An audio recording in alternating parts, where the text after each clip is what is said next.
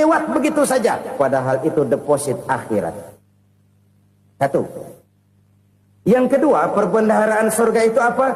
Wa kitmanul musibah, menyembunyikan kesulitan. Kadang orang takut menghadapi kesulitan. Tapi makin kita merenung, hidup ini kan sebenarnya urusan. Takut sama urusan, ya jangan hidup. Tandanya orang hidup itu kalau punya urusan. Urusan melupakan problem. Problem sering menimbulkan kesulitan. Kesulitan bukan untuk ditakuti, tapi untuk diatasi dan dicarikan jalan keluarnya. Siapa sih orangnya yang nggak pernah sulit-sulit? Makin tinggi status sosialnya, makin gede urusannya. Makin tinggi kualitas imannya, makin berat tingkat kesulitannya. Cuma memang yang namanya enak itu seperti pelangi. Biang lala itu nggak pernah di atas kepala kita, di atas kepala orang melulu. Lo sih enak lo, kata kita. Dia juga bilang, yang enak kan lo. Pelangi itu nggak pernah di atas kepala kita. Kata tukang beca, aduh enak ya naik Mercy. Kata tukang beca, apa yang di dalam mobil Mercy? Aduh enak bener tukang beca, di jok ngeringkuk ngorok pulas bener. Saya kamar pakai AC, sejuk, tempat tidur sutra, empuk, alga, spring bed, kulak kulik nggak bisa pulas kalau belum minum Valium, belum tidur. Enak bener tukang beca, di jok ngorok nggak tahu wetan kulon. Si tukang beca bilang yang di Mercy enak, yang di Mercy bilang tukang beca enak. Inilah enak, nggak pernah di atas kepala kita, di atas kepala orang lain melulu enak itu. Nah, saudara-saudara, yang merupakan perbendaharaan surga itu orang yang bisa menyembunyikan kesulitan, baik pribadi ataupun rumah tangga. Nih terutama rumah tangga yang jadi soalnya. Kadang-kadang kita ini kalau senang, sebaliknya kalau senang kita diam, kalem aja, cuek. Banyak banget duit kita, bawaan diam aja udah. Malah ketemu orang takut. Tapi begitu susah, sekampung tahu. Padahal Nabi mengajarkan perbendaharaan surga itu menyembunyikan musibah, menyembunyikan kesulitan. Kalau enak, cerita sama orang-orang. Kalau nggak enak, rasain sendiri, tekan sendiri, atasin sendiri. Kita kan sebaliknya. Senang kita diam, asal lagi susah, paling tidak kita nyari teman buat cerita kesusahan. Siapa orangnya yang nggak pernah susah? Cuma soalnya bagaimana kita mengatasi kesusahan itu sendiri. Begitu juga misalnya kalau orang sudah berumah tangga, itu orang tuanya harus menjadi tempat dia cerita yang enak-enak saja. Yang nggak enak rasain berdua, selesaikan berdua, atasin berdua. Jangan dibalik. Asal senang diam, giliran susah saja. Maknya laporan. Terbalik. Bisa menjaga security informasi. Maka nama bayam keluar diam, malah seluitan. Enak amat lo makan daging ayam. Security informasi. Saudara-saudara kaum muslimin rahimakumullah. Ujian yang terberat itu yang pernah diberikan kepada para nabi, para rasul, para aulia, para ulama. Makin tinggi keimanan, makin berat bentuk kesulitan. Ayo saya kemukakan satu contoh saja. Ada seorang nabi yang kaya, nabi kaya, namanya Nabi Ayub. Iblis kalau orang begini kan keki, ibadahnya rajin, kaya. Nih yang kayak begini susah digodain. Kalau ibadahnya rajin, miskin, kali bisa disogok. Sini imannya mantap, ibadahnya rajin, kaya, nabi lagi. Oh, tapi namanya iblis nggak kurang akal. Laporan, Tuhan, kenapa iblis? Ya ini bahasa saya, bahasa Qurannya sih nggak gitu. Itu hambamu yang namanya Ayub, dia rajin ibadah cuma karena dikasih kaya aja. Coba kasih miskin dia, berhenti dia sembahyang. Ah, kamu bisa aja. Saya tahu Ayub itu hambaku yang ikhlas. Saya buktiin Tuhan, silahkan. Dibuktiin lah, iblis turun ke alam ini. Yang mula-mula dia lakukan, dia rusak sawah ladang Nabi Ayub. Dia binasakan binatang ternak Nabi Ayub. Sehingga dalam waktu singkat, jatuhlah Nabi Ayub dari orang paling kaya jadi orang paling miskin. Beliau masih ibadah di mihrab dalam masjid. Datang iblis. Saudara Ayub, ya, lagi ngapain? Ibadah. Nyembah Allah, nyembah Allah. Oh, percuma. Kenapa? Tuhan yang ente sembah nih, dia udah bikin miskin ente. Sawah ladang ente hancur lebur, binatang ternak binasa. Sekarang ente jadi orang paling miskin. Ngapain nyembah Tuhan kayak begitu? Tekor. Udah berhenti dah ibadah, berhenti ibadah. Ini iblis sama Tuhan lapornya lain, yang dikerjakan kepada Nabi Ayub juga lain. Benar begitu iblis kata Nabi Ayub? Iya, sawah ladang saya habis buras. Binatang ternak saya binasa, binasa. Saya miskin, bangpak. Apa jawab Nabi Ayub? Bukan innalillahi, ini hebat. Alhamdulillahillazi a'tani wa akhza minni. Segala puji bagi Allah yang telah memberikan harta kepada saya dan sekarang mengambilnya lagi. Alhamdulillah. Allah yang ngasih, Allah yang ambil. Itu mah urusan Allah. Iblis cuman ibadah jalan terus, sujud lagi Nabi Ayub. Iblis seleher gondok banget. Dasar Nabi nggak mempan dia apa-apain. Miskin malah alhamdulillah. Allah yang ngasih, Allah yang ngambil. Jadi kalau kita tidak komit, kita tidak terikat kepada kaya, miskin, senang, susah, apa yang bisa bikin kita susah? Jadikan kekayaan, kemiskinan, jadikan senang, susah sebagai anak buah yang bisa kita atur. Jangan kekayaan ngatur kita, jangan kemiskinan ngatur kita. Kita yang harus mengatur mereka. Senang, susah, kaya, miskin, bahagia, sengsara, jadikan itu anak buah yang bisa kita atur. Kalau sekarang kita kaya, lain saat boleh jadi kita miskin, semiskin-miskinnya. Allah yang ngasih, Allah yang ngambil. Tenaga mana yang bisa menghalangi? Ibadah jalan terus. Iblis makin gondok. Dasar Nabi loh. Akhirnya apa? Nabi Ayub dikerjain, diberikan penyakit. Demikian fatal penyakitnya. Bayangin, udah miskin sakit. Masya Allah. Miskin sakit. Sakitnya nggak lama, kira-kira 16 tahun. Istrinya 3, 2 mental minta ceraiin. Ngerawatin laki bengek begini. Senang belum tentu, susah udah pasti nih. Cerai aja, cerai dah. Cerai. Tinggal satu Siti Rahmah yang setia menemani beliau. Sesetia-setianya hati perempuan. Satu saat Siti Rahmah bilang, "Bang, ya, abang kan Nabi, Bang. Lalu, namanya Nabi kan doanya jarang meleset, Bang. Maksud kamu minta kenapa sih sama Tuhan biar abang sembuh, baik dah, Bang?" Siti Rahmah, "Iya. Saya sakit berapa tahun sih dah?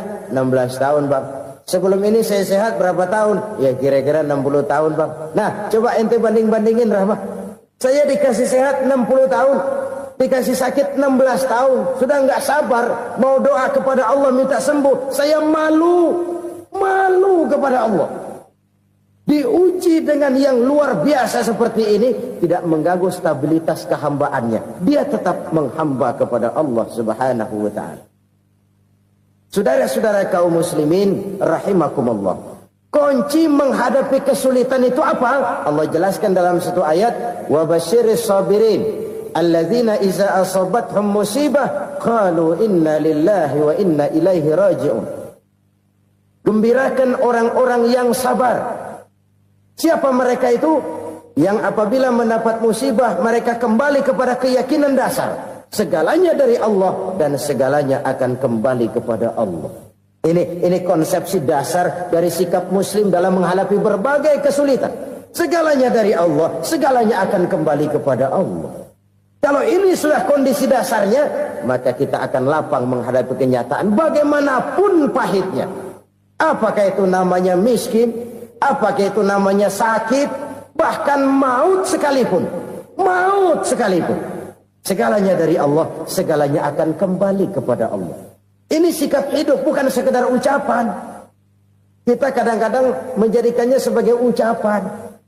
Mulutnya sehingga berhenti, innalillahi wa inna ilaihi rajiun, tapi nangisnya terus gerung-gerungan. Bukan itu, ini kesadaran moral. Kalau segalanya dari Allah, segalanya kembali kepada Allah, kan sebenarnya cuma nunggu giliran. Hari ini saya nyembayangin dia, entah hari apa saya disembayangin orang. Hari ini saya antar dia ke kubur, entah hari apa orang nganterin saya ke kubur. Hari ini saya tahlilkan dia, entah nanti kapan orang tahlilkan saya. Segalanya dari Allah, segalanya akan kembali juga kepada Allah. Oleh sebab itu saudara-saudara, kesulitan bukan untuk ditakuti. Kesulitan justru untuk diatasi, dicarikan jalan keluarnya. Dan tidak ada orang yang tidak pernah mendapat kesulitan. Tidak ada. Semakin tinggi status sosial, semakin tinggi kualitas keimanan, semakin besar juga tingkat kesulitan. Hanya saja bagaimana cara kita mengatasinya. Dan Al-Quran menyatakan, inna ma'al usri yusra. Di balik kesulitan itu pasti ada kemudahan. Roda itu berputar. Karena itu Rasulullah sallallahu alaihi wasallam mengingatkan kepada kita, ta'arraf ila Allah fir raha ya'rifka fis syiddah. Ingatlah kepada Allah di waktu kamu senang, supaya Allah ingat kepada kamu di waktu kamu susah. Kalau waktu senang kita ingat kepada Allah, kita susah, Allah tidak akan meninggalkan kita. Tapi kalau waktu senang kita jauh dari Allah, sujud tidak sempat, dengan masjid jauh, ketika senang kita lupakan Allah. Nanti begitu kita susah, Allah lupakan kita. Dan itu menyakitkan. Oleh karena itu orang-orang tua kita dulu bilang, kalau lagi sehat ingat-ingat lu bakal sakit nanti. Kalau lagi kaya ingat-ingat satu saat kita bakal jatuh miskin. Bahkan kalau lagi muda ingat-ingat kita bakal tua. Dan yang terpenting, kalau lagi hidup ingat-ingat kita bakal mati. Saudara-saudara kaum muslimin rahimakumullah. Jadi yang kedua yang merupakan perbendaharaan surga, menyembunyikan musibah. Saudara-saudara kaum muslimin rahimakumullah. Hal ketiga yang merupakan perbendaharaan surga adalah wasilatur rahmi. Orang yang suka bersilaturahmi. Sebagaimana yang kita maklum bahwa manusia adalah makhluk yang disebut zon politika. Makhluk sosial yang tidak mungkin hidup sendiri-sendiri. Betapa dan siapapun kita memerlukan orang lain. Bodoh betul manusia kalau tinggal di tengah masyarakat tapi tidak mau bermasyarakat. Merasa hebat sendiri, pinter sendiri, gagah sendiri, kaya sendiri. Mungkin kalau mati juga ngubur sendiri. Jangankan kita di sini. Di sorga saja Nabi Adam waktu sendirian bengong melulu, mondar mandir. Allah tegur dalam sepi dam. Ya ini kalau bahasa saya. Iya Tuhan, sepi ini nggak ada coret-corekan pisan ini. Diciptakan Siti Hawa baru anteng Nabi Adam. Itu di sorga. Cobalah. Umpamanya saudara tinggal di Jakarta nih. Kayak bener. Apaan aja di Jakarta punya saudara dah. Jembatan Semanggi ambil. Monas, Buntel bawa pulang. Hotel-hotel ambil semua. Cuman tinggal di Jakarta sendirian. Apa enaknya? Betapa dan siapapun kita perlu orang lain. Tidak ada seorang pun yang bisa memenuhi kebutuhan hidupnya secara sendiri-sendiri. Nah, Islam telah menyelamatkan manusia dari ras diskriminasi. Mengikat manusia dengan persaudaraan yang berlandaskan kepada akidah. Karena itu dianjurkan bersilaturahmi. Bahkan Nabi menyatakan, man arada ayyubsata lahu fi rizqihi wa yunsa'a fi atharihi falyasil rahimah. Siapa yang kepengen diluaskan rezekinya dan dipanjangkan usianya, banyaklah ia bersilaturahmi. Siapa yang kepengen dimudahkan rezekinya, hendaknya ia banyak bersilaturahmi. Kalau banyak teman, kesulitan kan paling tidak ada tempat cerita. Udah susah, sendirian kita pikirin diri, nggak ada tempat tukar pikiran. Cepet banget sama bengek. Dilawan sendiri. Nah, secara makro kita bisa berkata, tidak mungkin ada kemenangan kalau tidak ada kekuatan. Tidak ada kekuatan kalau tidak ada kesatuan dan persatuan. Tidak mungkin ada kesatuan dan persatuan tanpa semangat silaturahmi. Kalau umat Islam mau menang, dia harus kuat. Kalau umat Islam mau kuat, dia harus bersatu. Kalau umat Islam mau bersatu, dia harus membudayakan silaturahmi ini. Bahkan sampai-sampai kata Nabi, kalau bisa cari nilai tambah. Apa? Silman koto'ak. Bersilaturahmilah kau kepada orang yang marah denganmu. Masya Allah, indahnya ajaran agama kita. Orang yang marah pun kepada kita, kata Nabi, kalau bisa bersilaturahmilah kepadanya, kepada orang yang marah itu. Di situ nilai tambah. Cuman jujur nih hadis, ngucapinnya gampang, ngamalinnya yang berat banget. Orang marah sama kita, kita disuruh silaturahmi, ada apa malu? Lu marah, ada gue marahan lagi. Tunggu pikirin. Saudara-saudara kaum muslimin rahimakumullah. Tapi ini yang diajarkan, bahkan ini yang dicontohkan oleh baginda Rasul.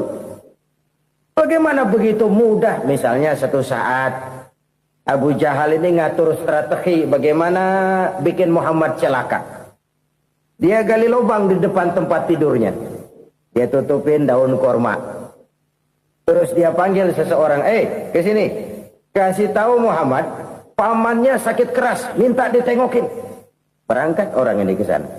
Muhammad, labbaik. Pamanmu sakit keras, dia minta ditengokin. Baik, saya akan datang menjenguk beliau. Berangkatlah Nabi ke rumah Abu Jahal tanpa prasangka apapun. Abu Jahal udah pasang setil, selimut 3 rangkap setengah dipakai. Persis kayak orang meriang. Tapi sembari ngintip dari balik selimut, begitu Muhammad buka pintu, nah, masuk perangkap nih. Muhammad jalan menuju tempat pembaringan. Makin lama makin dekat, makin lama makin dekat. Makin dekat ke lubang yang dipasang oleh Abu Jahal itu. Dalam hati Abu Jahal, terus dah jatuh, mampus dah lo ini. Mampus lo hari ini. Apa yang terjadi? Malaikat Jibril datang. Muhammad, pamanmu cuma pura-pura sakit. Di depan tempat tidurnya ada lubang perangkap supaya kamu jatuh ke situ. Sudah, kamu pulang. Balik kanan Nabi. Sudah hampir jatuh ke lubang, balik kanan, pulang. Bayangin kecewanya Abu Jahal. Muhammad dikit lagi, Muhammad dikit lagi. Enggak paman, saya pulang aja. Emosi bangun dari tempat tidur, enggak sadar kalau lagi pura-pura sakit. Lompat ngejar Nabi, dia lupa dengan lubang yang dia gali. Serak, nyemplung sendiri ke dalam lubang.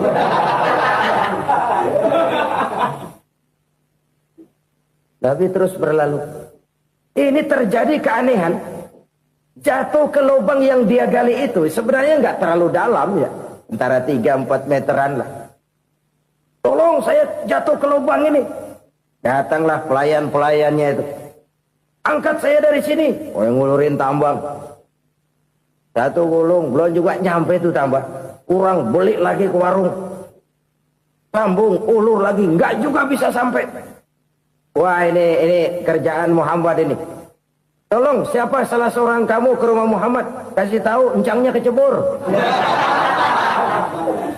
Minta ditolongin. Sampaikan kepada Rasul. Kenapa? Pamanmu jatuh ke lubang, Muhammad minta tolong diangkatin. Tambang udah nyambung-nyambung nggak nyampe juga. Ya, nanti saya datang, saya tolong. Coba. Nyata-nyata orang berniat jahat mau mencelakakan dia. Datang dia menolong. Ini yang disebut air tuba dibalas air susu ya ini. Bukan sebaliknya. Air tuba dibalas air susu. Paman, kecebur ya? Iya Muhammad, tolong ini. Pegang tangan saya. Nabi ulurkan tangannya. Nyampe. Dipegang oleh Abu Jahal. Diangkat ke atas.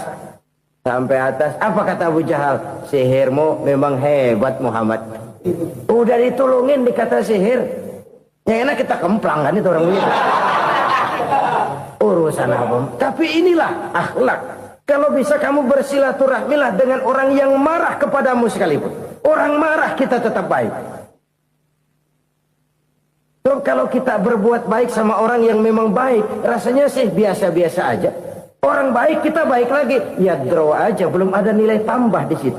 Baru ada nilai tambah kalau kita bisa berbuat baik kepada orang yang nyakitin kita. Itu namanya kita setingkat di atas dia. Dia sakitin kita, kita berbuat baik sama dia. Dia pelit sama kita, kita baik sama dia. Dia marahin kita, kita deketin dia. Di situ kita punya nilai tambah. Jadi siapa yang ingin diluaskan rezekinya, kata Nabi, dan dipanjangkan umurnya, hendaklah ia banyak-banyak bersilaturahmi. Sederhana sebenarnya silaturahmi. Tapi silaturahmi membangkitkan semangat kesatuan dan persatuan. Kesatuan dan persatuan melahirkan kekuatan. Dalam matematika, 1 ditambah 1 pasti 2. Tapi di tengah masyarakat, 1 orang takut ditambah 1 orang takut, hasilnya jadi 2 orang setengah berani. Kenapa setengah berani? Karena udah berdua. Tadi pan takut sendirian. Kalau dia kumpul turu-turu takut lah jadi berani. Kita yang lemah, kita yang tidak berdaya, kita yang miskin, kalau mau kompak bersatu, apa yang nggak bisa kita kerjain? Apalagi tinggal di kota besar, pilihan cuma 2, bertahan atau minggir. Bertahan atau minggir. Untuk bisa bertahan harus mampu bersaing. Untuk mampu bersaing harus punya keahlian. Keahlian harus ditunjang dengan pendidikan, ditambah oleh kekompakan sebagai umat. Udah miskin mencar mulu, orang injek kita. Orang nggak pandang urusan apa malu. Oleh karena itu silaturahmi pada hakikatnya merupakan roh dari ukhuwah yang diajarkan oleh agama kita. Bagaimana Islam menyelamatkan masyarakat manusia dari ras diskriminasi, mengikat manusia, dan tidak ada persaudaraan yang lebih indah selain persaudaraan yang diikat dengan nilai-nilai akidah. Sepanjang orang di jalan Allah, itulah saudara kita. Keluar dia dari jalan Allah, selesailah persaudaraan sampai di situ. Karena itu, kalau ingin menyimpan sesuatu di surga, banyaklah bersilaturahmi. Datang ke rumah ini, datang ke rumah itu, dan lain sebagainya. Itu simpanan kita di akhirat nanti. Ini yang ketiga. Saudara-saudara, yang keempat, perbendaharaan surga itu apa? Wa qawlu la hawla wa la quwwata illa billah. Ucapan la haula wa la quwwata illa billah. Ibadah kan ada yang berat, modalnya besar. Bangun masjid berat, modalnya besar. Bangun rumah sakit berat, modalnya besar. Ada ibadah yang berat, tapi modalnya ringan. Misalnya puasa. Puasa itu berat, mengendalikan nafsu. Kalau sekedar nggak makan nggak minum sih enteng, mengendalikan nafsu itu jihad terbesar. Tapi kan modalnya ringan, cuma niat saja. Ini ibadah berat, modalnya ringan. Ada ibadah yang ringan, modalnya juga enteng. Seperti termasuk ucapan la haula wa la quwwata illa billah. Tanpa sadar, la haula wa la quwwata illa billah, nyelengin tuh di surga. Nyelengin, kita nggak terasa, nyelengin simpenan akhirat. La haula wa la quwwata illa billah, nyimpan lagi. Kaget, la haula wa la quwwata illa billah, nyimpan lagi. Banyak simpenan. Walaupun sebenarnya yang dimaksud di sini adalah kesadaran batin bahwa tidak ada daya dan kekuatan kecuali Allah. Itu intinya. Kita memulai pekerjaan disunahkan baca bismillah, kan begitu? Apa itu? Kesadaran moral bahwa ini saya bisa kerjakan. Saya kerjakan ini dengan menyebut nama Allah. Kenapa? Kalau Allah tidak memberikan daya dan kekuatan, mana mampu saya kerjakan ini. Maka saya kerjakan ini dengan menyebut nama Allah. Bismillah. Kesadaran moral. Manusia hanya wajib berusaha, tapi nggak pernah wajib berhasil. Banyak hal-hal yang kalau kita renungkan secara rasio nggak mungkin Tapi jadi kenyataan, la haula wala quwata illa billah. Tidak ada daya dan kekuatan kecuali bagi Allah semata-mata. Kesadaran moral akan kelemahan dan keterbatasan makhluk bernama manusia. Kadang kita kagum dengan otak, tapi kita sering lupa sama yang bikin otak. Padahal bagaimanapun hebatnya otak, yang bikin otak pasti lebih hebat dari otak. Nggak percaya, silahkan otak-otakan. Inilah kecenderungan. Kita kagum dengan pesawat-pesawat mutakhir, bukan main, besi gede banget terbang itu. Alangkah hebatnya. Lalu apa yang bikin otak tidak lebih hebat dari itu semua? Kita puji laut, apa yang bikin laut tidak lebih hebat dari laut itu? La haula wala quwata illa billah. Tidak ada daya dan kekuatan kecuali Allah. Apa yang bisa kita lakukan kalau tidak karena daya dan kemampuan yang diberikan oleh Allah kepada kita? Lahirlah sikap tawadu, rendah hati, tidak melonjak menjadi angkuh dan sombong, sadar akan kelemahan dan keterbatasan diri. Sebagai makhluk yang diciptakan oleh Allah Subhanahu wa taala. Jadi satu sisi ini ucapan yang berpahala, la haula, jadi wiridan. Pada sisi lain ini kesadaran moral, sikap mental, kesadaran batin bahwa yang punya daya dan kekuatan itu cuma Allah. Kita nggak pantas untuk sombong, sebab sombong itu pakaiannya Allah. Kita nggak sedang pakai pakaian Allah, kegedean. Dan makin kita renungi, makin terbentur. Apa sih yang bisa kita sombongin? Kita mau sombong apa? Kaya, pintar, itu kan semua relatif. Di atas langit masih ada langit lagi. Jadi oleh karenanya, marilah kita menyadari. Manusia hanya wajib berusaha, tapi tidak pernah wajib berhasil. Yang berusaha saja tidak wajib berhasil, apalagi yang tidak berusaha. Islam bukan agama orang pemalas yang selesai sholat lalu endelohom, nggelenggem ayem-ayem. Tapi Islam bukan agama orang sombong yang setelah berusaha lalu tidak memerlukan Allah. Kita bisa saja bikin proyeksi, tahun sekian kita bakal panen besar menurut perhitungan otak. Tapi ada kejadian lain. Apa? Tikus ngambek. Habis itu dimakanin tikus, panen gagal.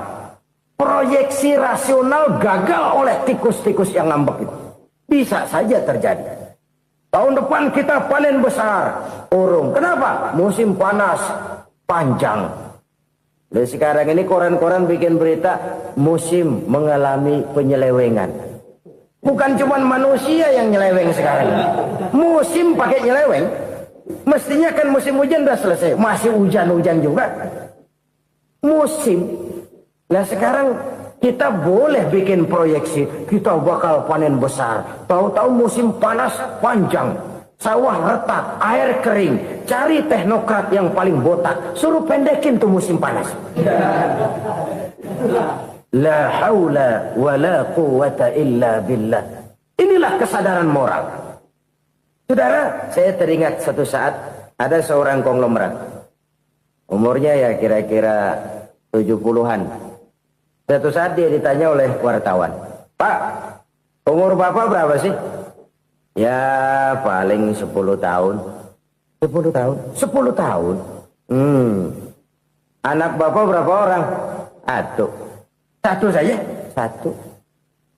Harta Bapak berapa?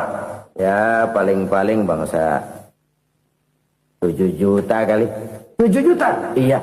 Pak, kenapa Bapak bohongi saya? Bapak punya buku biografi. Koran-koran, majalah-majalah banyak memuat cerita riwayat hidup Bapak. Saya tahu umur Bapak 70. Kenapa bilang cuma 7 tahun? Saya tahu anak Bapak 8. Kenapa cuma bilang 1?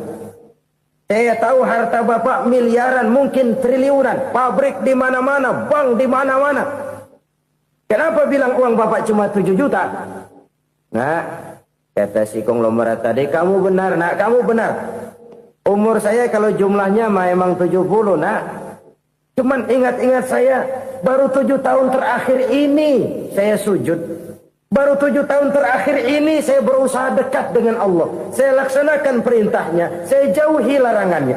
7 tahun inilah rasanya yang ada nilainya di hadapan Allah. Yang 63 tahun matong, kelabu, kelem umur gue. Habis untuk maksiat, untuk munkarat. Maka ketika ditanya tadi, umur saya 7 tahun itu. Oh begitu Pak. Oh iya. Lalu anak Pak. Anak bapak kan 8. Kenapa bilang cuma 1? Nah, kalau jumlah hitungannya memang anak saya 8. Tapi dari 8 orang ini rasanya cuma 1 nih. Yang bakal jadi buah hati, belahan jantung. Pelanjut cerita, penerus sejarah. Bakal jadi anak soleh yang akan mendoakan saya. Cuma 1 rasanya anak saya ini yang bakal jadi buah hati saya. Besar-besaran saya. Yang akan mendoakan di kubur saya. Yang akan mendoakan di akhirat saya. Yang 7 orang mana, Masya Allah, yang atu tenggeng, yang atu nyekek botol mulu, yang atu nggak karu-karuan. Makanya saya bilang 1 anak saya yang akan bisa mendoakan saya. Oh begitu Pak. Iya. Nah harta Pak, harta Bapak kan triliunan, pabrik Bapak di mana-mana, uang Bapak hampir di tiap bank-bank besar. Kenapa bilang cuma 7 juta? Betul kau nak. Harta saya kalau jumlahnya memang miliaran, triliunan mungkin. Tapi yang saya ingat baru 7 juta tuh yang saya belanjakan di jalan Allah. Saya nyumbang masjid, saya santuni yatim piatu, saya bantu pembangunan pesantren, saya bantu pembangunan rumah sakit Islam. Itu yang akan saya bawa pulang ke akhirat, yang 7 juta itu. Yang triliunan itu nanti akan diperebutkan oleh anak-anak saya sebagai waris saya. Jadi harta saya 7 juta itu yang bakal nemenin saya di akhirat. Yang akan saya bawa pulang jadi teman saya. Saudara-saudara kaum muslimin, jangan-jangan orang tua itu adalah kita-kita ini. Jangan-jangan kita-kita ini adalah orang tua itu. Jangan-jangan itu potret dari diri kita masing-masing. Dari sekian umur yang diberikan Allah, berapa tahun yang ada nilainya di hadapan Allah? Dari sekian anak-anak yang merupakan amanah, berapa yang akan mendoakan kita sebagai orang tuanya menjadi anak soleh? Dari sekian banyak harta yang diberikan Allah, berapa yang akan kita bawa pulang menghadapnya nanti, yang kita belanjakan di jalan Allah? Ini sebuah potret kehidupan. Karena itu kita kembali kepada la haula wa la quwata illa billah. Kita wajib berusaha, kita wajib berikhtiar. Selebihnya, segala daya dan kekuatan hanya milik Allah saja semata-mata. Satu kesadaran batin dari setiap pribadi muslim. Setelah ia berusaha dan berikhtiar, ia menyerahkannya kepada Allah Subhanahu wa ta'ala. Jadi, satu sisi ini merupakan wiridan ucapan yang mengandung pahala. Pada sisi lain, ini merupakan sikap batin dari seorang muslim di dalam ia menghadapi realitas kehidupan ini. Saudara-saudara kaum muslimin rahimakumullah. Kalau ini kita jadikan satu basis kehidupan, maka ini akan menyelamatkan manusia dari kemungkinan tergelincir menjadi orang yang lupa diri dan lupa darat. Sebab itu Imamul Ghazali berpesan, jadidis safinah fa innal bahra amiq wa khuziz zad fa inna safara ba'id wa khaffifil hamla fa innal hamla sadid. Perbarui selalu kapalmu karena lautan sangat dalam. Bawa bekal yang banyak karena perjalanan ini sangat jauh. Ringankan beban karena kebanyakan beban akan menyakitkan. Alangkah indah kalimat ini, alangkah dalam makna yang terkandung di sana. Perbarui selalu kapalmu karena lautan sangat dalam. Apa artinya ini? Jaga mentalmu baik-baik. Pelihara imanmu baik-baik karena hidup penuh cobaan seperti lautan. Kita kalau berlayar di lautan kan kadang-kadang tenang, angin bertiup sepoi-sepoi basah. Jika malam datang, bintang gemintang bertabur menghias cakrawala. Rembulan memantulkan sinarnya dengan indah. Dalam keadaan begitu berlayar enak. Tapi lain saat ombak menggunung, halilintar menyambar, angin topan bertiup. Berapa banyak sudah saudara-saudara kita yang tenggelam di lautan dunia tanpa sadar bahwa dia belum sampai kepada pantai yang akan dituju. Berapa banyak sudah Saudara-saudara kita yang tenggelam di lautan dunia ini tanpa sempat bangkit lagi. Dia menyangka sudah sampai kepada tujuannya. Hati-hati kapal jangan sampai bocor karena lautan sangat dalam. Iman ini jaga baik-baik karena hidup penuh dengan ujian. Wa khuzizat fa inna safar ba'id. Bawa bekal yang banyak karena perjalanan sangat jauh. Saudara mau ke Bandung, bawa duit. Saudara mau ke Surabaya, banyakan lagi duitnya. Saudara mau ke Mekah, gepokan, iketan tuh duit nggak lembaran lagi. Makin jauh perjalanan, makin banyak bekal yang harus kita bawa. Kalau saudara dari Jakarta mau ke Surabaya, kagak bawa duit berangkat juga, itu sih bukan berani namanya, nekat. Sampai Surabaya belum tentu, sengsara di jalan udah pasti. Kenapa? Nggak bawa bekal berangkat. Sama juga kita nih, misalnya belum sempat sembahyang, mati. Waduh, berani banget orang. Belum punya bekal, mati.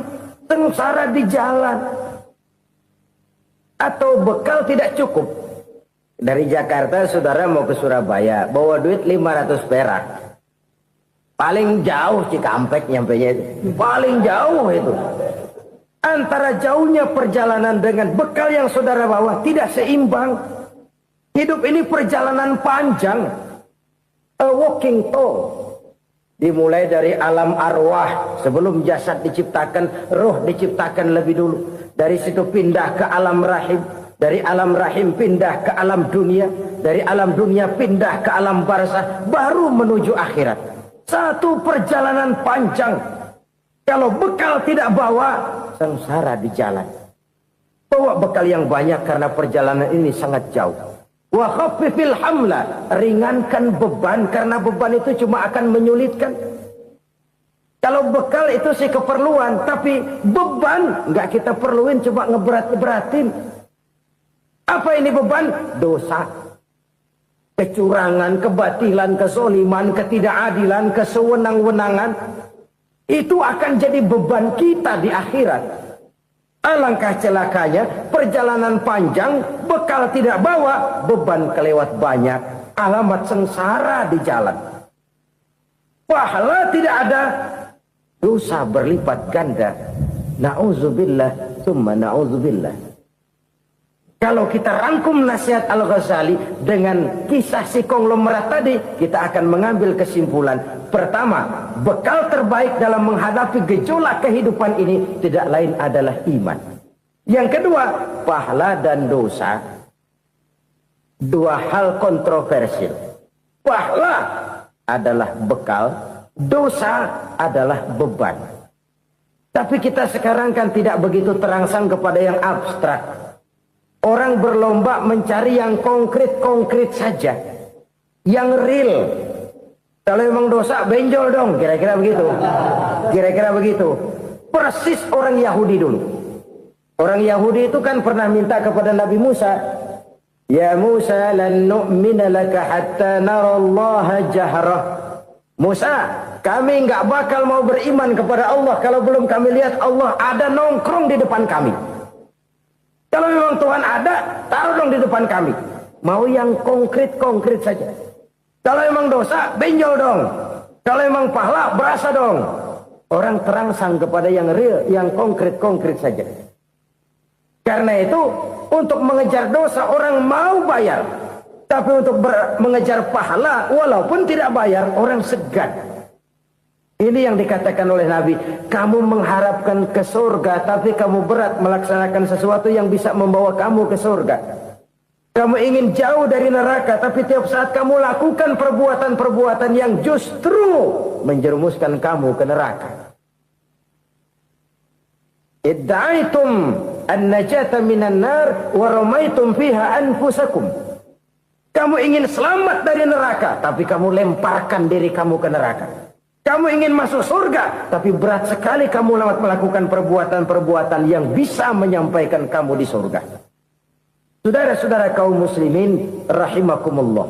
Jadi hal keempat yang merupakan perbendaharaan surga adalah la haula wa la quwata illa billah. Satu sisi ini merupakan ucapan yang memperberat timbangan akhirat. Pada sisi lain ini merupakan sikap hidup seorang muslim, kesadaran batin yang sangat dalam bahwa tidak ada daya dan kekuatan kecuali Allah. Dan itu kita simbolkan pada saat memulai pekerjaan dengan Bismillah, dengan menyebut nama Allah. Satu kesadaran moral, saya hanya bisa melakukan ini karena diberikan daya dan kekuatan oleh Allah. Lahirlah sikap tawadu, rendah hati, tidak melonjak menjadi angkuh dan sombong. Saudara-saudara, sampai sini dulu jumpa kita kali ini.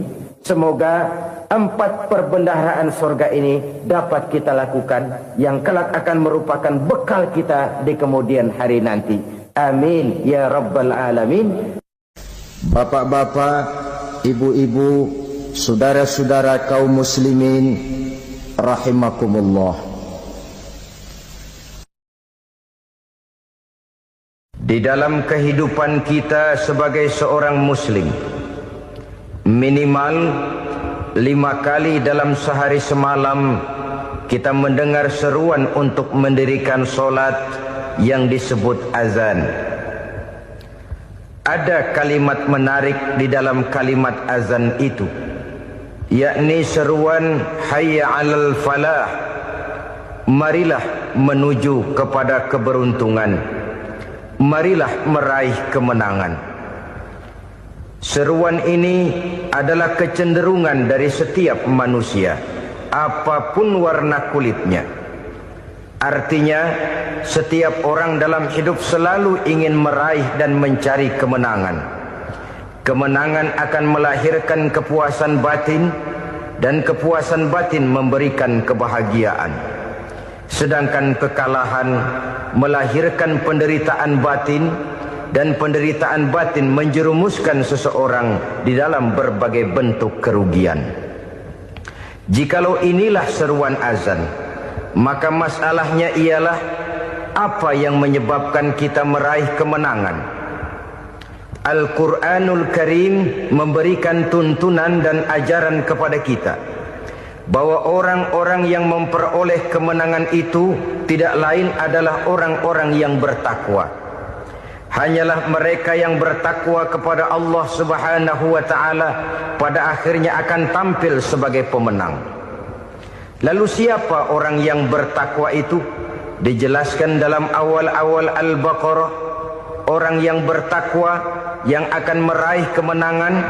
Pertama, alladzina yu'minuna bil ghaib, yaitu orang-orang yang beriman kepada yang gaib.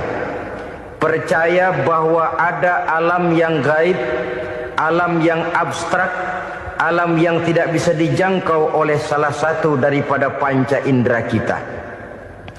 Mereka percaya dan beriman kepada adanya malaikat, beriman kepada adanya iblis dan jin, beriman kepada adanya alam kubur, beriman kepada adanya alam mahsyar, beriman kepada adanya alam akhirat, beriman kepada adanya surga dan neraka. Beriman bukan cuma sekedar beriman dalam ucapan bibir saja, tetapi beriman yang nilai iman itu mampu mewarnai gerak dan gaya hidupnya. Iman yang meresap sampai ke tulang sumsum, kemudian memberikan dampak positif di dalam kehidupan manusia.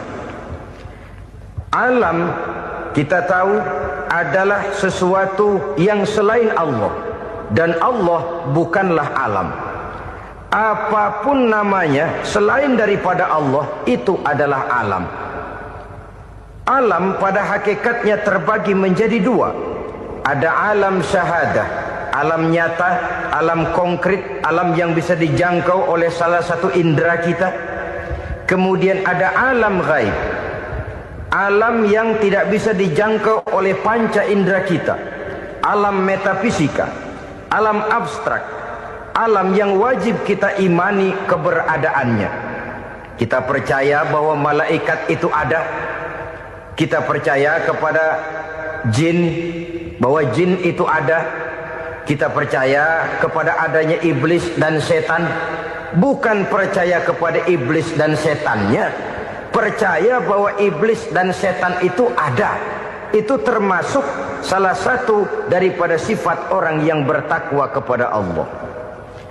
Saudara-saudara kaum muslimin rahimakumullah, kecenderungan pembangunan yang lebih bersifat materialistis biasanya menggeser aspek kehidupan rohani. Orang berpikir empiri, dan dalam pola pikir yang demikian maka alam gaib tidak lagi mendapat perhatian. Aspek kehidupan yang bersifat rohaniah malah mulai ditinggalkan. Akibatnya terjadilah kepincangan di dalam kehidupan kita. Pernah ada satu pengalaman pribadi dalam perjalanan kembali ke tanah air. Dalam pesawat di sebelah kanan saya duduklah seorang Jerman namanya Heiner Simonsen. Iseng saya ajak kenalan, saya ajak ngobrol, saya tanya dia. Saya bilang, Mas Heiner ini, kalau pesawat yang kita tumpangi ini jatuh ke bawah, kira-kira apa yang bakal terjadi, Mas? Dia bilang, kita semua akan mati. Begitu? Iya. Oke. Apa itu mati? Tanya saya. Dia bilang, untuk tahu apa itu mati, kita harus tahu lebih dahulu apa itu hidup. Saya pikir nih bule bisa ngomong juga. Baiklah kata saya. Apa hidup menurut Anda itu? Oh, hidup itu dia bilang, kalau seluruh anggota badan kita bekerja secara normal, paru-paru memompa darah secara normal, jantung berdetak secara normal, sel-sel tubuh bekerja secara fit, dan organisme tubuh hanya mau bekerja secara normal, dia bilang, kalau kita memberi makan yang cukup, menu yang teratur, dan gizi yang lengkap. Saya bilang, kesimpulannya apa, Ner? Dia jawab, hidup adalah dari tangan ke mulut. Life is from the hand to the mouth, kata dia. Hidup adalah dari tangan ke mulut. Jadi masalah hidup tidak lebih daripada masalah isi perut. Orang pergi pagi, pulang sore, peras keringat, banting tulang, perut yang dibelain. Saya bilang, you are wrong. Sampean salah, Ner. Kamu orang Islam bukan? Bukan. Pantas. Kenapa saya salah? Dia bilang. Ya jelas salah. Salahnya di mana? Kamu ini manusia. Kalau hidup cuma dari tangan ke mulut, saya bilang, kambing di kampung saya juga begitu pikirannya, Ner. Itu kambing di kampung saya, asal perutnya kenyang, sudah hidup dia.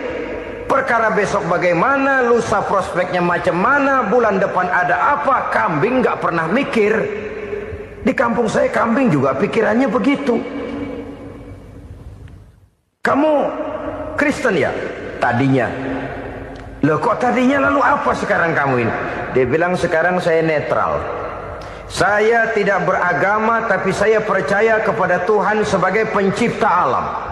Saya ingat benar dia bilang, I haven't any religious, but I believe to God as the creator of the world. Kenapa bisa netral begitu, Ner? Habis saya bingung katanya. Islam bilang Islam baik, Kristen bilang Kristen baik, Hindu Buddha bilang Hindu Buddha baik, semua agama baik. Saya netral sekalian, nggak beragama. Yang penting saya percaya kepada Tuhan. Saya bilang, Ner, kamu ini kayak orang mau beli celana, lalu bingung. Yang satu bilang Levi's bagus, yang satu bilang Blue Jean hebat, yang satu bilang Wool England hebat. Celana ini hebat, celana itu bagus, celana ini hebat. Semua celana bagus, kamu bingung. Akhirnya netral, tidak pakai celana. Itu juga salah.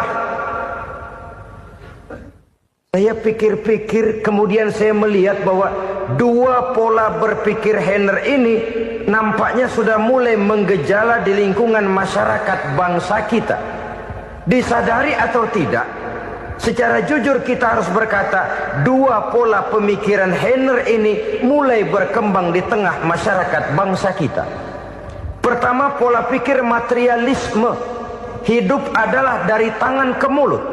Masalah hidup tidak lebih masalah isi perut. Itu yang perlu dibela, dan disitulah arti kehidupan. Pergi pagi pulang sore, peras keringat banting tulang untuk mempertahankan perut. Kalau sudah kemari cara orang berpikir, maka buat apa percaya kepada yang gaib? Untuk apa sholat? Untuk apa puasa? Untuk apa zakat? Untuk apa menghadiri majelis taklim?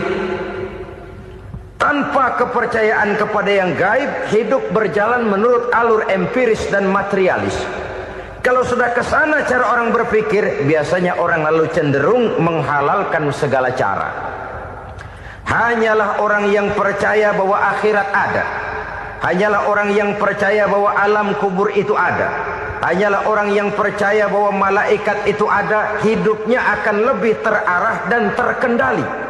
Karena kepercayaan kepada yang gaib, yang merupakan fase daripada kehidupan setelah hidup yang sekarang ini, mewarnai gerak pribadi seseorang di dalam dia melakukan kegiatan hidupnya. Pola berpikir materialisme, disadari atau tidak, mulai menggejala di lingkungan masyarakat bangsa kita. Hidup tidak lebih dari urusan tangan ke mulut, mulut ke tangan, tangan ke mulut. Asal perut sudah kenyang, hiduplah sudah. Perkara bagaimana prospek hari yang akan datang, bagaimana akhirat, tidak jadi persoalan. Ini yang oleh Nabi diperingatkan, ad-dunya sijnul mu'min wa jannatul kafir. Dunia adalah penjara bagi orang beriman dan surga bagi orang kafir. Dulu di zaman Belanda hadis ini pernah disalah tafsirkan, disalah artikan, digunakan sebagai senjata untuk mengkebiri dan membuat impoten umat Islam. Sudahlah, umat Islam gak usah macam-macam, kata Belanda. Dunia ini kan penjara buat orang Islam, surga buat orang kafir. Di penjara jangan bertingkah.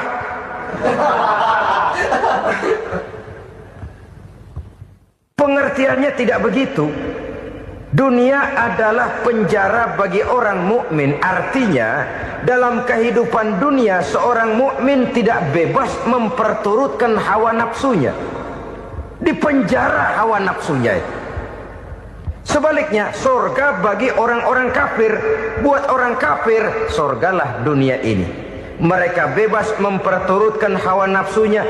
Dilarang tidak terlarang, dicegah pun tidak tercegah. Mereka hidup menurut alur bisikan nafsu mereka sendiri. Kemudian bila ajal datang, maut merenggut nyawa, selesailah surganya sampai di situ. Maka bagi orang-orang yang tidak percaya kepada adanya akhirat, kepada adanya alam gaib, surganya sebatas umurnya. Sekali lagi, surganya sebatas umurnya. Bila umur selesai, ajal pun datang merenggut nyawa, selesailah sudah surganya sampai di situ. Alangkah pendeknya perjalanan orang-orang yang tidak percaya kepada alam gaib ini. Bagi kita mukmin, jikalau kita mampu memenjarakan hawa nafsu, kita bisa bahagia di dunia ini. Dan Islam memang tidak menyuruh kita sengsara di dunia. Raih dunia, kejar dunia, gapai dunia sebagai alat untuk mencapai kebahagiaan di akhirat nanti. Hidup adalah satu perjalanan panjang yang terbentang sejak kita terlahir dari alam rahim sampai kepada alam akhirat nanti. Andai kata kita gagal meraih kebahagiaan di dunia, toh kita masih punya akhirat. Tapi jangan jadi dalil yang melemahkan semangat. Biarin dah kita di dunia kebelangsak, yang penting akhirat. Akhirnya dunia benar-benar kebelangsak.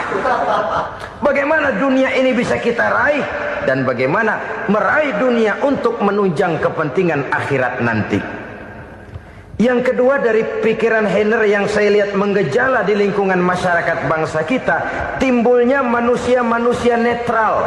Seolah-olah Tuhan yes, agama no. Sama Tuhan percaya, agama ogah. Tuhan ngangguk, giliran agama godeng.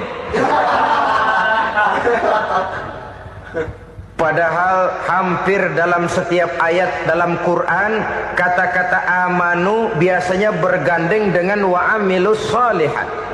Iman dan amal soleh. Ini sebagai isyarat Tuhan dan agama jangan pernah dipisah-pisah. Apabila kita bertuhan, maka kita harus beragama. Apabila kita beragama, maka agama itu harus bersumberkan dari Tuhan yang kita imani itu. Tidak mungkin kita pisah, Tuhan yes, agama no. sama Tuhan percaya tapi agama bikin sendiri. Sembayangnya cukup bengong 2 jam madep ngulon.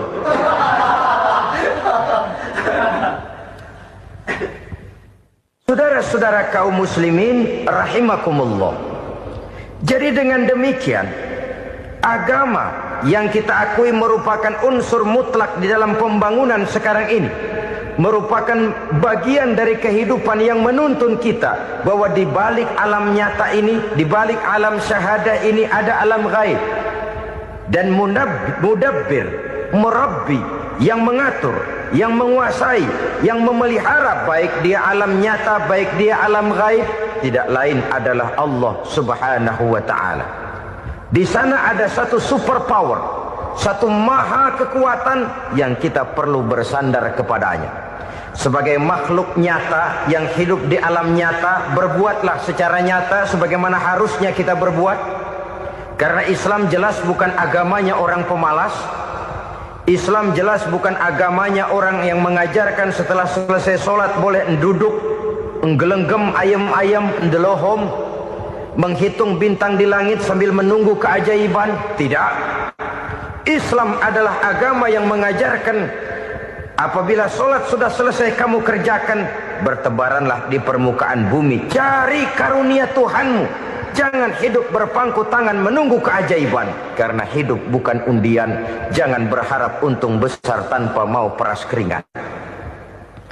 Tapi di sebalik itu toh kita juga harus yakin bahwa di sisi usaha nyata yang kita lakukan ada satu super power, satu maha kekuatan gaib yang menentukan berhasil dan tidaknya usaha kita. Kepercayaan kepada hal semacam inilah yang mendorong kita untuk mempunyai sandaran vertikal, agar jikalau usaha ini berhasil, kita tidak lupa diri dan lupa daratan. Jikalau usaha ini gagal, kita tidak putus asa dan buruk sangka, tidak cupik pandangan dan sempit hati, tapi mampu melihat persoalan dengan kacamata putih sambil husnuzon kepada Allah Subhanahu wa ta'ala. Kita percaya malaikat itu ada. Ada yang namanya raqib dan atid, mengawasi gerak hidup kita sampai kepada gerak hati kita. Ini memberikan sugesti agar kita berhati-hati. Tidak sejengkal tanah pun kita bisa berlindung dari pengawasan raqib dan atid. Ada munkar nakir yang akan menyoal kita di alam kubur. Ada malaikat Malik, penjaga neraka. Ada malaikat Ridwan yang menjaga surga. Kita percaya kepada adanya jin. Kita percaya kepada adanya setan, iblis. Percaya kepada adanya, bukan mempercayai si setan, si iblis lalu menjadikannya sebagai teman. Tidak. Percaya bahwa mereka itu ada dan merupakan makhluk Allah yang gaib, yang diciptakan Allah Azza wa Jalla. Kepercayaan kepada alam gaib memberikan motivasi terhadap gerak lahir manusia, sehingga dengan motivasi kepercayaan kepada yang gaib, gerak lahir jadi lebih terarah, jadi lebih terpelihara. Pernah seseorang bertanya, "Pak, apakah adanya akhirat bisa dibuktikan secara ilmiah?" Saya bilang tidak bisa, tidak bisa. Kenapa? Karena yang berangkat nggak pernah pulang kembali lagi. Kalau dia pulang kemari bisa kita tanya bagaimana enak di sono. Cuma secara moral saya katakan, lebih beruntung orang yang percaya kepada akhirat daripada yang tidak. Sekarang saudara percaya akhirat ada, lalu saudara baik-baik di dunia, sholat, puasa, zakat, menolong orang lain, menebarkan kebajikan. Saudara mati, andai kata akhirat tidak ada, toh dalam hidup saudara sudah berbuat baik. Paling tidak nama saudara akan dikenang sebagai orang baik. Sebaliknya, saudara percaya, kata saya, bahwa akhirat tidak ada, lalu hidup semau-maunya, tenggelam dalam maksiat dan munkarat, menentang Allah, tidak mau ruku dan sujud. Lalu saudara mati, kemudian akhirat ada. Ayo, mau apa? Bekal tidak punya. Jadi secara moral lebih beruntung orang yang percaya kepada adanya akhirat daripada yang tidak percaya. Dan itu alam gaib yang tidak bisa dibuktikan secara eksat. Jangankan untuk membuktikan seperti itu, dalam kehidupan sehari-hari saja yang kita rasakan tidak selalu berbentuk toh. Angin, bagaimana sih bentuknya angin? Kita tidak tahu. Merah, buktinya kalau dikerok merah. Yang merah itu kulit, yang kulit kita bukan anginnya.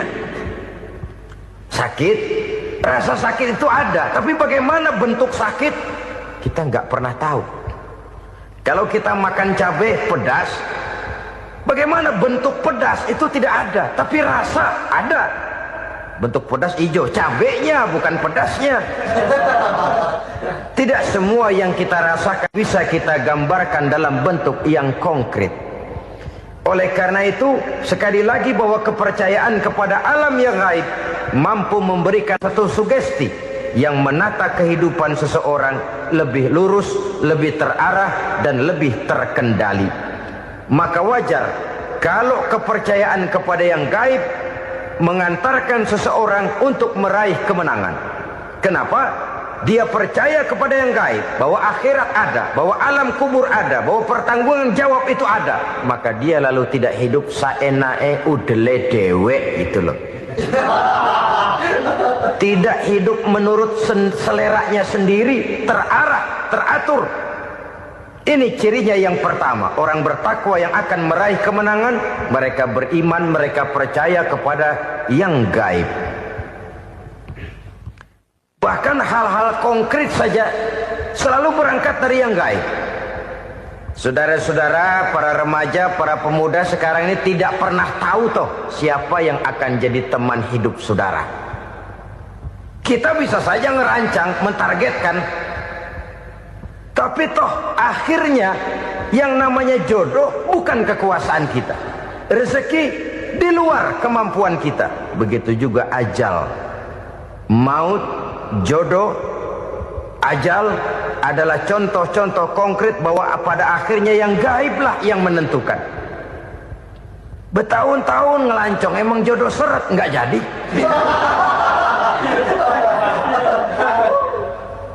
Begitu kenal baru setengah malam nginep ditangkap hansip. Hal-hal semacam itu kadang-kadang kita berpikir suuzon, gile, perempuannya cakep banget, lakinya rebek amat. Memang begitulah jodohnya. Memang begitulah jodohnya. Saudara hadirin ma'asyiral muslimin yang saya hormati, jadi hal-hal yang konkret saja kita yakini sepenuhnya ditentukan oleh satu superpower yang gaib itu tadi. Dari sanalah segala ketentuan itu berangkat dan kesanalah segalanya akan kembali. Maka kepercayaan kepada yang gaib meluruskan gerak hidup seseorang dan itu akan mengantarkan dia kepada meraih kemenangan. Satu. Yang kedua, wa yuqimuna shalah. Orang bertakwa yang akan meraih kemenangan itu adalah orang-orang yang mendirikan sholat. Kenapa sholat mengantarkan orang untuk meraih kemenangan? Yang jelas, inna sholata tanha anil fahsya'i wal munkar. Sholat mampu mencegah manusia dari perbuatan keji dan munkar. Banyak filsafat hidup yang terkandung di dalam sholat ini. Sejak kita wudhu sampai kita menghadap ke arah kiblat, sampai kita melakukan gerak-gerak sholat, bacaan-bacaan yang ada di dalam sholat, lalu sampai kepada mengucapkan salam. Banyak filsafat hidup yang terkandung di dalam sholat. Umpamanya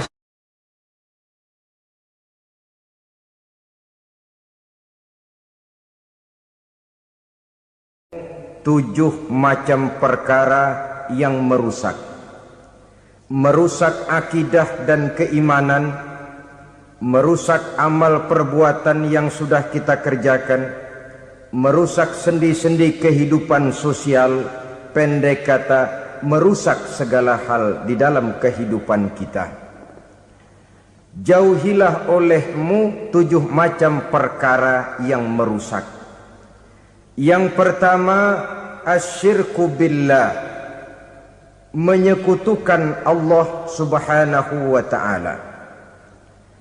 Agama dimulai dari keyakinan. Maka kehancuran agama selalu dimulai dari kehancuran keyakinan, iman atau akidah yang dimiliki oleh seseorang. Dan untuk menghancurkan nilai-nilai iman yang kita miliki ini, orang rasanya tidak akan menghantam kita dengan peluru kendali. Orang tidak akan mengirimkan nuklir ke sini. Orang tidak juga akan mengirimkan satuan militernya ke sini. Untuk menghancurkan nilai-nilai iman, dibanjiri kita dengan paham-paham yang merusak dan mendangkalkan akidah. Baik ia bernama materialisme, baik ia bernama sekularisme, baik ia bernama banjirnya maksiat dan munkarat, baik ia bernama banjirnya peradaban dan kebudayaan yang menghancurkan moral daripada anak-anak kita, sedikit demi sedikit melenturkan dan melunturkan nilai-nilai keimanan kita, untuk kemudian pada waktunya nilai iman itu akan bertukar dan berganti menjadi nilai syirik kepada Allah Subhanahu wa ta'ala. Atau pada sisi lain, menjadikan yang selain Allah sebagai tujuan akhir daripada kehidupan kita.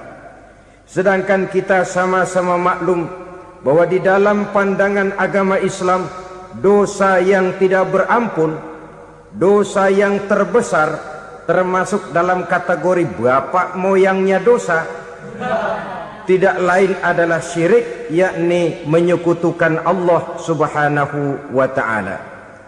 Pola penghancuran iman ini memang berstrategi. Ditawarkan kita kepada paham materialisme, paham kebendaan, di mana otak menempati urutan sebagai ranking pertama, Tuhan jatuh pada urutan kedua. Lalu menyusul kepada paham sekularisme, Allah dipisahkan dari seluruh kegiatan hidup ini, untuk pada gilirannya menjadikan yang selain Allah sebagai tujuan akhir daripada seluruh kegiatan hidup kita. Oleh karenanya, kewajiban menjaga nilai-nilai iman ini merupakan kewajiban yang mulia tetapi berat. Tidak hanya untuk kita, tetapi juga bagaimana mewariskannya kepada anak-anak kita, generasi yang akan datang. Orang-orang tua bijaksana yang diceritakan di dalam Al-Quran, kalau sudah berpikir tentang anak-anaknya, pertanyaan yang paling mereka risaukan ialah, ma ta'buduna min ba'di? Anakku, kalau pada satu saat aku, ayahmu sudah tidak ada lagi di dunia ini, meninggalkan kamu semua, ma ta'buduna min ba'di? Apa yang akan kamu sembah, nak? Jikalau sekarang ayahmu masih mau ke masjid, masih mau melakukan rukuk dan sujud, masih beribadah menyembah Allah Subhanahu wa ta'ala, kalau orang tuamu sudah tidak ada, ma ta'buduna min ba'di? Masihkah engkau mau datang ke masjid? Masihkah engkau mau rukuk dan sujud? Masihkah engkau mau menyembah Allah Subhanahu wa ta'ala? Pertanyaan ini yang dipikirkan oleh Nabi Yakub kepada putra-putranya. Pertanyaan ini yang diteruskan oleh Nabi Ibrahim kepada anak-anaknya. Pertanyaan ini yang diwariskan oleh generasi ulama'us salafus saleh kepada para generasi berikutnya. Bagaimana kita generasi sekarang? Kita orang-orang tua sekarang bukan berfikir ma ta'buduna min ba'di, malah yang kita fikirkan ma ta'kuluna min ba'di. Kalau bapak tidak ada nanti kamu makan apa, nak? Perkara kamu nyembah apa, urusan nomor 18. Yang penting kamu nanti hidup bisa makan, nak. Maka kita sibuk mewariskan harta kepada anak-anak kita. Kita sibuk mewariskan kebun dan tanah kepada anak-anak kita. Kita sibuk mewariskan pabrik kepada anak-anak kita, sementara kita lupa mewariskan intan yang paling mahal, mewariskan mutiara yang paling berharga, yaitu nilai iman kepada Allah Subhanahu wa ta'ala. Alangkah baiknya apabila warisan harta, warisan tanah dan kebun, warisan rumah dan pabrik didasari lebih dahulu dengan mewariskan nilai iman kepada Allah Subhanahu wa taala. Sebagai orang-orang tua, kita boleh bersedih kalau anak kita tidak mengerti komputer. Kita boleh bersedih kalau anak kita tidak mengerti matematika. Kita boleh bersedih kalau anak kita tidak mengerti bahasa Inggris. Tapi sewajarnya lebih bersedihlah kita orang tua jikalau mempunyai anak yang tidak kenal Allah sebagai Tuhannya, yang kemudian tidak mau rukuk dan sujud kepada Allah Tuhannya. Itulah kemalangan yang paling malang bila kita meninggalkan generasi yang tidak bertauhid kepada Allah Subhanahu wa taala. Betapapun anak kita tidak ngerti komputer, saudara, paling-paling kerugiannya cuma kerugian dunia. Masuk dia ke alam barzakh, munkar nakir tidak akan sempat tanya kau belajar komputer apa tidak. Kumpul dia di padang mahsyar, malaikat juga tidak akan tanya matematikamu nilainya berapa. Yang ditanya kau kenal Allah, kau rukuk dan sujud kepadanya, kau pernah datang ke masjid. Oleh karena itu sekali lagi, menjaga nilai iman tidak hanya untuk kita, tetapi juga mewariskannya kepada anak-anak kita, generasi yang akan datang. Sungguh kemalangan yang paling besar apabila kita meninggalkan anak-anak kita. Mereka kita tinggalkan lemah ekonominya, itu tidak baik. Mereka kita tinggalkan lemah otaknya, itu pun akan membuat mereka tertinggal oleh yang lain.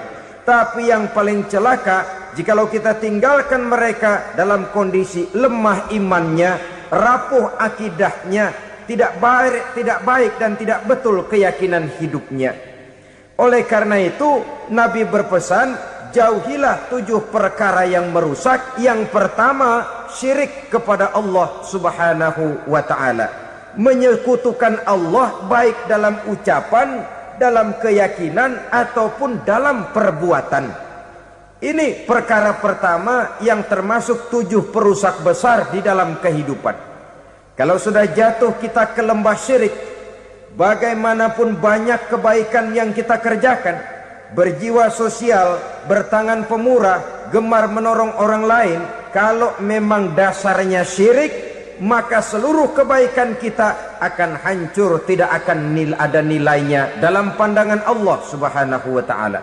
Dalam pandangan manusia, mungkin kita dicatat sebagai orang sosial, gemar menolong orang lain, tidak berpangku tangan melihat orang yang mendapat kesulitan, tapi oleh karena dasarnya syirik, dasarnya tidak mentauhidkan Allah, maka seluruh nilai kebaikan yang kita kerjakan tidak akan ada nilainya dalam pandangan Allah Subhanahu wa taala. Maka jagalah iman kita jangan sampai dihinggapi penyakit syirik yang bagaimana kecilnya sekalipun. Sekali lagi, baik syirik dalam bentuk ucapan, syirik dalam bentuk keyakinan, sampai kepada syirik dalam bentuk perbuatan, kita berhindar kepada sifat-sifat yang sedemikian itu. Karena apa? Dalam satu ayat Quran Allah Subhanahu wa taala menjelaskan, innallaha la yaghfiru ayyushraka bih wa yaghfiru ma duna dzalika liman yasha.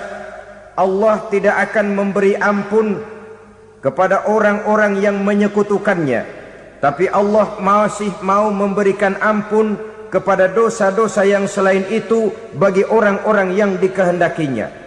Dosa selain syirik, apabila kita bertaubat, Allah masih mau mengampuni.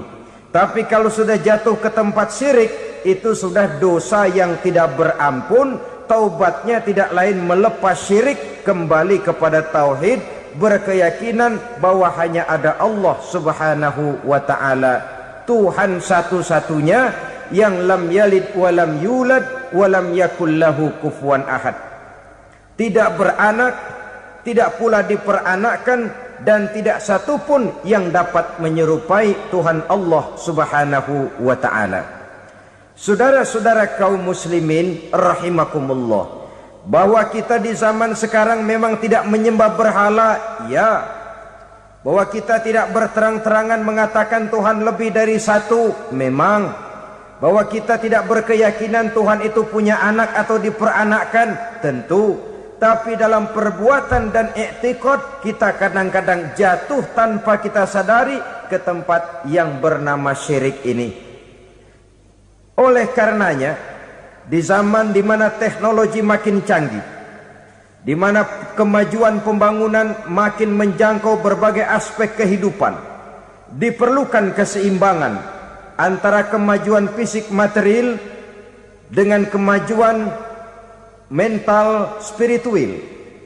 Apabila tidak ada keseimbangan yang terwujud, tentulah kepincangan yang diawali dengan pincangnya cara kita berpikir, sehingga pada akhirnya akan mengarah kepada pincangnya cara kita berbuat dan bertindak di dalam kehidupan kita. Oleh karena itu Nabi berpesan, jauhilah sifat syirik, karena syirik merupakan dosa yang teramat besar. Ini sifat merusak yang pertama.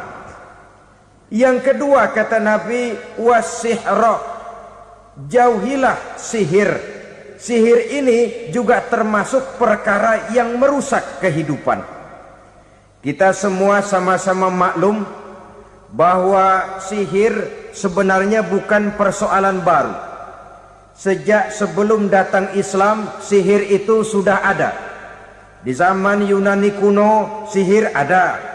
Di zaman Mesir kuno, di zaman Cina kuno, dan yang lain-lain yang serba kuno, sihir itu sudah ada. Bahkan para nabi pun, para rasul yang diutus oleh Allah Subhanahu wa taala, senantiasa berhadapan dengan ahli-ahli sihir untuk menguji kebenaran dari misi yang mereka bawa. Sihir adalah perbuatan di luar kebiasaan yang bisa dikerjakan oleh ahlinya dengan bantuan jin atau setan. Hukum mempelajari sihir adalah haram, mengamalkannya lebih haram lagi. Sebab itu saudara-saudara, sihir merupakan perbuatan merusak yang harus kita jauhi. Ciri-ciri daripada perbuatan sihir, pertama, ia mengandung tipuan, bayangan khayal. Di zaman Nabi Musa misalnya, orang melihat tambang-tambang itu seperti ular. Nabi Musa melayangkan tongkatnya menjadi ular-ular besar yang memakan ular-ular kecil ciptaan tukang